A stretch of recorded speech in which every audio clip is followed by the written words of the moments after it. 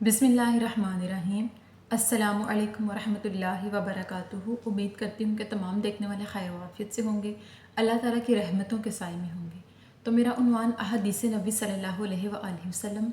मौजू चल रहा था नमाज का बयान, जिसका हवाला बुखारी शरीफ की किताब। तो आज की हदीस है कि सहाबी हज़रत अबू ज़र ग़फ़ारी रज़ियल्लाहु तआला अन्हु बयान फरमाते हैं कि एक मरतबा नबी करीम सल्लल्लाहु अलैहि वसल्लम के ख़ास मुअज़्ज़िन हज़रत बिलाल रज़ियल्लाहु तआला अन्हु ज़ोहर की नमाज के लिए अज़ान देने लगे तो अचानक आका अलैहिस्सलाम ने उन्हें रोक दिया और उनसे फरमाने लगे कि रुक जाओ, ठंडा करो, इंतज़ार करो, इंतज़ार करो कि जहन्नुम की भाप की शिद्दत से गर्मी की सख्ती बढ़ चुकी है, लिहाजा ज़ोहर की नमाज को ठंडे वक्त में अदा करो। जब वक्त कुछ ठंडा हो जाए तब अज़ान दो। और जब कुछ ठंडा वक्त हो गया तो हज़रत बिलाल ने ज़ोहर की नमाज की अज़ान दी और तमाम लोगों ने ज़ोहर की नमाज को उस वक्त अदा किया जब तमाम लोग टेलों के साए में थे। इस हदीस मुबारका की वजाहत ये कि रसूलुल्लाह सल्लल्लाहु अलैहि वसल्लम ने ज़ोहर की नमाज को ठंडे वक्त में अदा करने का हुक्म दिया, इसलिए कि जब गर्मी की शिद्दत में, गर्मी के मौसम में गर्मी की शिद्दत बढ़ जाए, गर्मी की सख्ती की वजह से कुछ देर ठहर के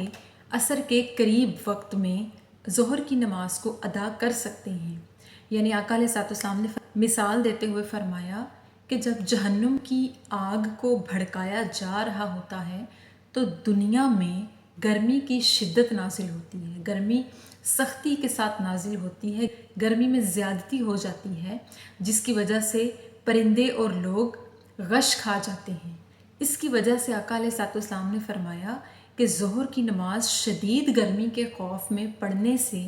बेहतर है कि कुछ देर इंतज़ार करने के बाद जब कुछ धूप ढल जाए, सूरज थोड़ा सा ढल जाए, गर्मी थोड़ी सी हल्की हो जाए तो उस वक्त में अदा कर लिया करो, क्योंकि उस दौर में काफ़ी लोग कहीं ना कहीं सफ़र कर रहे होते थे। तो अचानक जब ज़ोहर का वक्त करीब आया करता तो तपती हुई रेत के ऊपर सहरा में ही सजदा रेज़ हो जाया करते थे और रेत से ही, तपती हुई गर्म रेत से ही तयम्मुम कर लिया करते थे, क्योंकि सहरा में पानी मौजूद नहीं होता। तो इसी खौफ से कि गर्मी से कोई गश ना खा जाए या किसी की सेहत को नुकसान ना पहुँचे, इसके अलावा भी बहुत से ऐसे लोग जो कि अपने घरों में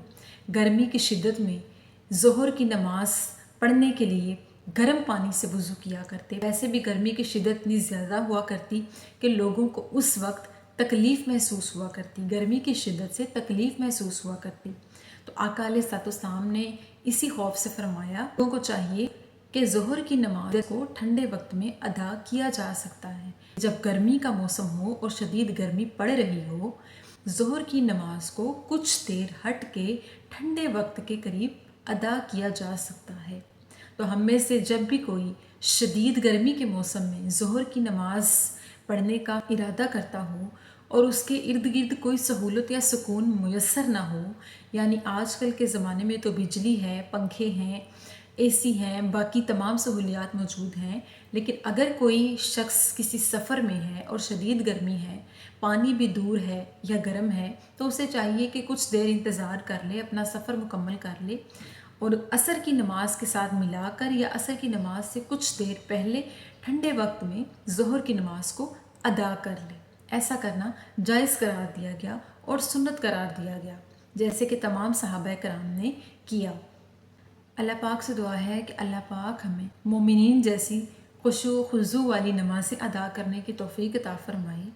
और हम पर से शदीद गर्मी के अज़ाब को कम करे। आमीन सुम्मा आमीन। शुक्रिया।